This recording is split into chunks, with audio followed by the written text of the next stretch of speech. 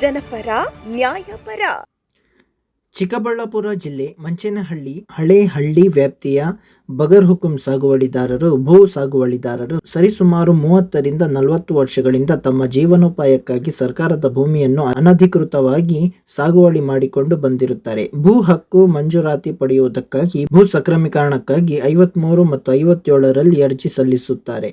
ಆದರೆ ಇದುವರೆಗೂ ಅರ್ಜಿಗಳು ಸ್ಥಿತಿಗತಿಯನ್ನು ಹೇಳುವರಿಲ್ಲ ಎಂದು ಈ ಬೇಡಿಕೆಗಳನ್ನು ಈಡೇರಿಸಬೇಕಾಗಿ ಒತ್ತಾಯಿಸಿ ಇಂದು ಮಂಚೇನಹಳ್ಳಿ ಶ್ರೀ ಪ್ರೇಮ್ ಕಂಬ ಸಮುದಾಯ ಭವನ ಮುಂಭಾಗದಲ್ಲಿ ಕರ್ನಾಟಕ ಭೂ ಹಕ್ಕುದಾರರ ವೇದಿಕೆ ವತಿಯಿಂದ ಪತ್ರಿಕಾಗೋಷ್ಠಿ ಏರ್ಪಡಿಸಲಾಗಿತ್ತು. ಅಧ್ಯಕ್ಷರಾದ ಮುನಿಕೃಷ್ಣಪ್ಪನವರು ಮಾತನಾಡಿ, ನಮೂನೆ 53ರಲ್ಲಿ 98-99ನೇ ಸಾಲಿನಲ್ಲಿ ಅರ್ಜಿ ಸಲ್ಲಿಸಿ, ಆದರೆ ಕೆಲವು ರೈತರಿಗೆ ತಾಲೂಕು ಕಚೇರಿಯಿಂದ ನೀಡಿರುವ ಸ್ವೀಕೃತಿ ಪತ್ರಗಳಲ್ಲಿ ನೋಂದಣಿ ಸಂಖ್ಯೆಗಳನ್ನು ನಮೂದಿಸಿರುವುದಿಲ್ಲ ಹಾಗೂ ಅರ್ಜಿಗಳನ್ನು ತಾಲೂಕು ಕಚೇರಿಗಳಲ್ಲಿ ನಮೂದಿಸಿರುವುದಿಲ್ಲ. ಆನ್ಲೈನ್ನಲ್ಲಿ ನೋಂದಣಿಯಾಗಿಲ್ಲ. ಹೀಗಾಗಿ ನಾವು ಅನಧಿಕೃತವಾಗಿ ಸಾಗುವಳಿ ಮಾಡಿರುವ ಭೂಮಿಗೆ ಮಂಜೂರಾಗಿ ನೀಡಲು ಸರ್ವೆ ಮಾಡಿಸಿ ನಕ್ಷೆಗಳನ್ನು ಸಿದ್ಧಪಡಿಸಿ ನಿರಾಕರಿಸುತ್ತಾರೆ. ಆದ್ದರಿಂದ 30-40 ವರ್ಷಗಳಿಂದ ಸಾಗುವಳಿ ಮಾಡುತ್ತಿರುವ ರೈತರ ಅರ್ಜಿಗಳನ್ನು ಸಂಬಂಧಪಟ್ಟ ತಾಲೂಕು ಭೂ ಸಕ್ರಮೀಕರಣ ಸಮಿತಿ ಮತ್ತು ಸಂಬಂಧಪಟ್ಟ ಅಧಿಕಾರಿಗಳು ಪರಿಗಣಿಸಲು ಭೂ ಮಂಜೂರಾತಿ ನೀಡಲು ಸೂಚಿಸಬೇಕಾಗಿ ಮನವಿ. ಬಗರ್ ಹುಕುಂ ಸಮಿತಿಯಲ್ಲಿ 2018-19 23ನೇ ಸಾಲಿನಲ್ಲಿ ಈಗಾಗಲೇ ಮಂಜೂರು ಮಾಡಿರುವ ಮತ್ತು ವಿಲೆ ಮಾಡಿರುವ ಅರ್ಜಿಗಳ ಕುರಿತು ಸಂಬಂಧಪಟ್ಟ ಅರ್ಜಿದಾರರಿಗೆ ಮಾಹಿತಿಯನ್ನು ನೀಡುವುದಾಗಿ. ಈಗಾಗಲೇ ಸಾಗುವಳಿ ಚೀಟಿ ಪಡೆದುಕೊಂಡಿರುವ ಸರ್ವೆ ನಂಬರ್ಗಳು ಪರಿಭಾವಿತ ಅರಣ್ಯ ಎಂದು ಘೋಷಣೆ ಮಾಡಿರುವುದರಿಂದ ರೈತರ ಹೆಸರಿಗೆ ಖಾತೆ ಮಾಡಿ ಕೊಡುತ್ತಿಲ್ಲ. ಇದರಿಂದ ರೈತರು ಸರ್ಕಾರದ ಸೌಲಭ್ಯಗಳಿಂದ ವಂಚಿತರಾಗಿರುತ್ತೇವೆ. ಅದರಿಂದ ಕಂದಾಯ ಇಲಾಖೆ ಮತ್ತು ಅರಣ್ಯ ಇಲಾಖೆ ಜಂಟಿ ಸರ್ವೆ ಮಾಡಿ ರೈತರ ಹೆಸರಿಗೆ ಖಾತೆ ಮಾಡಿ ಕೊಡುವುದಾಗಿ. ಸಾಗುವಳಿ ಚೀಟಿ ನೀಡಿರುವ ರೈತರಿಗೆ ಸಾಗುವಳಿ ಚೀಟಿಯಲ್ಲಿ ಜಮೀನಿನ ವಿಸ್ತೀರ್ಣವನ್ನು ನಮೂದಿಸಿ ಪಹಣಿಯಲ್ಲಿ ಶೂನ್ಯ ಎಂದು ನಮೂನೆ ಆಗಿರುವುದರಿಂದ ಸರ್ಕಾರದ ಸೌಲಭ್ಯಗಳನ್ನು ಪಡೆದುಕೊಳ್ಳಲು ತೊಂದರೆ ಆಗುತ್ತದೆ. ಇದಕ್ಕೆ ಸಂಬಂಧಪಟ್ಟ ಅಧಿಕಾರಿಗಳು ಸೂಕ್ತ ಕ್ರಮ ವಹಿಸಿ ಸರಿಪಡಿಸುವುದು.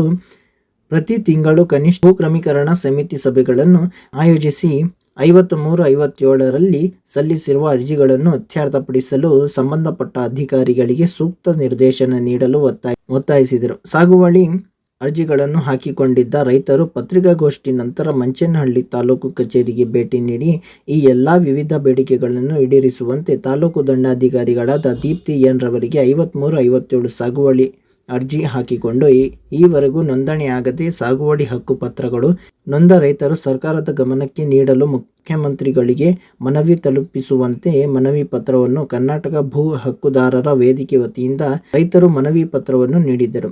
ವಿವಿಧ ಬೇಡಿಕೆಗಳನ್ನು ಈಡೇರಿಸುವಂತೆ ಕರ್ನಾಟಕ ಭೂ ಹಕ್ಕುದಾರ ವೇದಿಕೆ ವತಿಯಿಂದ ನೀಡಲಾದ ಮನವಿಯನ್ನು ಸ್ವೀಕರಿಸಿದ ಮಂಚೇನಹಳ್ಳಿ ತಾಲೂಕು ದಂಡಾಧಿಕಾರಿಯಾದ ದೀಪ್ತಿ ಎನ್ ರವರು ಸಕಾಲದಲ್ಲಿ ಅರ್ಜಿ ಆನ್ಲೈನ್ಗಳಲ್ಲಿ ನೋಂದಣಿಯಾಗದೇ ಇರುವುದು, ನಿಯಮಾನುಸಾರವಾಗಿ ನೋಂದಣಿ ಇಲ್ಲದಿರುವುದರಿಂದ ನಿಯಮಾನುಸಾರವಾಗಿ ಮಾನ್ಯ ಜಿಲ್ಲಾಧಿಕಾರಿಗಳಿಗೆ ಹಾಗೂ ಉಪ ಜಿಲ್ಲಾಧಿಕಾರಿಗಳಿಗೆ ಹಾಗೂ ರೈತರು ನೀಡಿರುವ ಮನವಿ ಪತ್ರವನ್ನು ತಲುಪಿಸಿ ರೈತರಿಗೆ ಅನುಕೂಲವಾಗುವಂತೆ ಮಾಡಿಕೊಡುತ್ತೇವೆ ಎಂದು ಎಲ್ಲ ಅರ್ಜಿಗಳನ್ನು ಸ್ವೀಕರಿಸಿ ಲಿಖಿತ ಸರ್ಕಾರದ ಮಾನ್ಯ ಮುಖ್ಯಮಂತ್ರಿಗಳು ಮೇಲಧಿಕಾರಿಗಳಿಗೂ ತಲುಪಿಸುತ್ತೇವೆ ಎಂದು ತಿಳಿಸಿದರು. ಈ ಸಂದರ್ಭದಲ್ಲಿ ಕರ್ನಾಟಕ ಭೂ ಹಕ್ಕುದಾರರ ವೇದಿಕೆ ಅಧ್ಯಕ್ಷರಾದ ಮಣಿಕೃಷ್ಣಪ್ಪ, ವೆಂಕಟೇಶ್, ಶಾರದಮ್ಮ, ದೇವರಾಜು, ನಾಗರಾಜು, ನರಸಿಂಹ, ಲಕ್ಷ್ಮಮ್ಮ, ಶಿವಣ್ಣ, ಸಂಜೀವಪ್ಪ, ವೆಂಕಟಪ್ಪ, ಅಸೆಡಾ NGO ಸಂಸ್ಥೆ ಸೇರಿದಂತೆ ಅರ್ಜಿ ಹಾಕಿರುವ ರೈತರು ಉಪಸ್ಥಿತಿಯಲ್ಲಿದ್ದರು. ಸರಿಸುಮಾರು ಸಾಗುವಳಿ ಅರ್ಜಿಗಳನ್ನು ಹಾಕಿ ನೋಂದಣಿ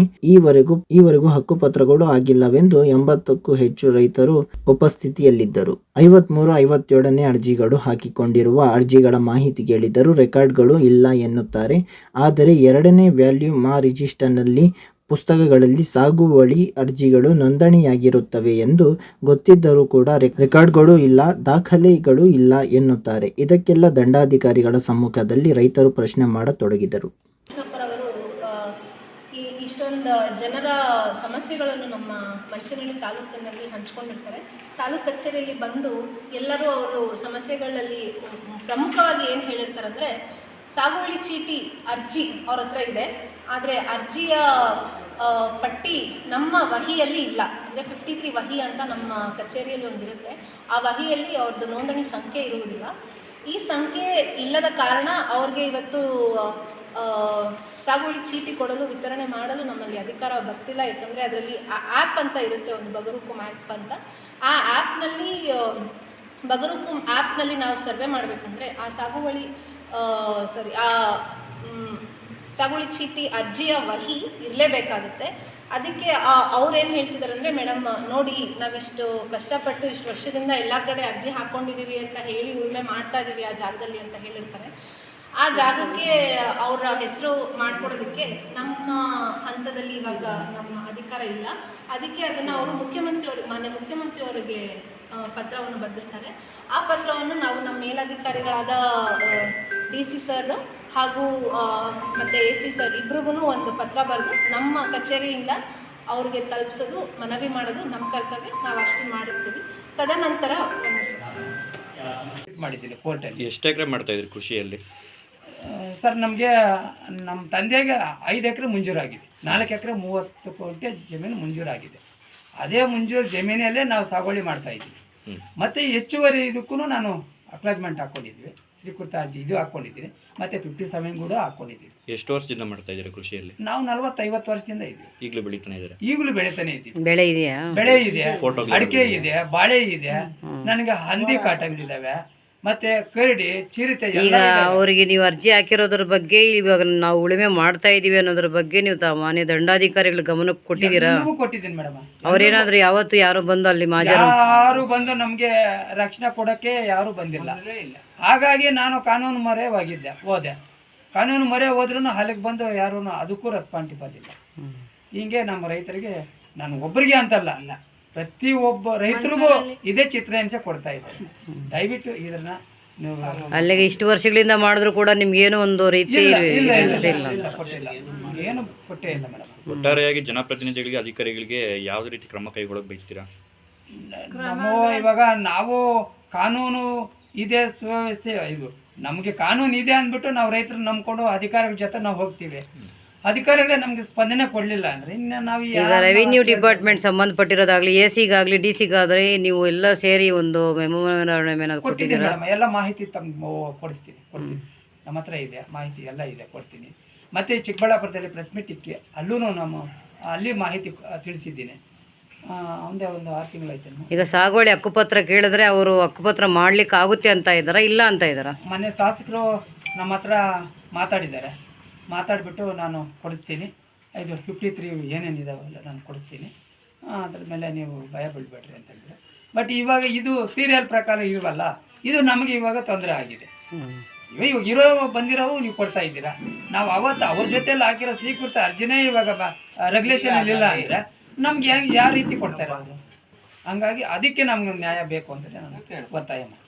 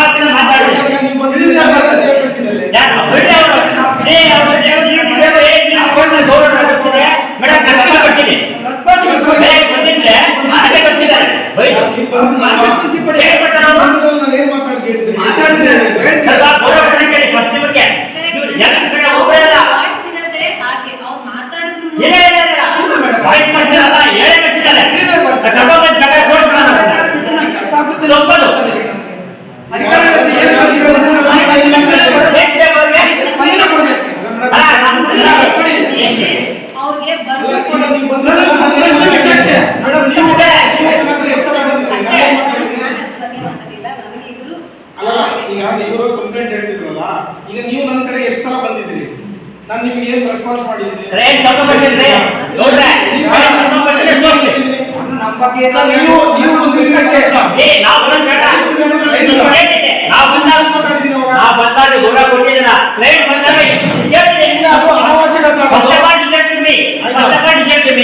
ನಮ್ಮ ಪೇಟ್ ಬಂದ ಹೇಳಿದಲ್ಲ, ಈ ವಂಶದಿಂದ ಬಂದಿದ್ದಾರೆ, ಹೋಗಿ ಅವ್ರು ಗೊತ್ತು, ಅವ್ರ ಮಾಡ್ಕೋದು, ಅವ್ರು ಅಡ್ಡಿ ಬಿಡ್ತಾರಲ್ಲ ಮಾಡ್ಕೋದು. ಏನ್ ಮಾಡ್ತೀನಿ? ಏನ್ ಕೆಲಸ ಆಫೀಸಲ್ಲಿ ಕೆಲಸ ಏನು?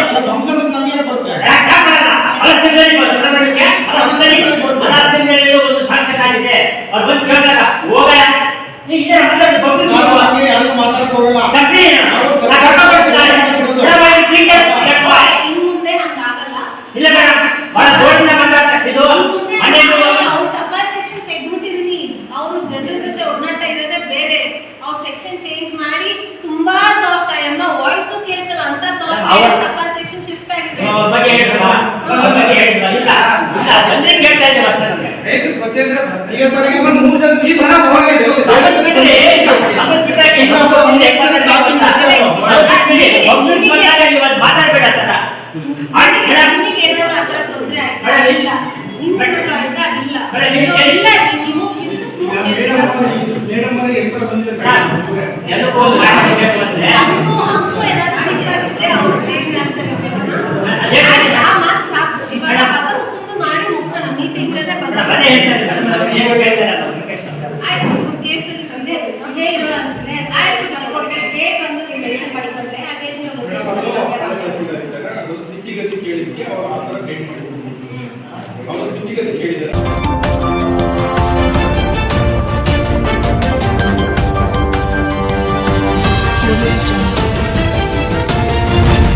ತುಮಕೂರು ಫಸ್ಟ್ ಕ್ರೈಮ್ ನ್ಯೂಸ್, ಜನಪರ ನ್ಯಾಯಪರ.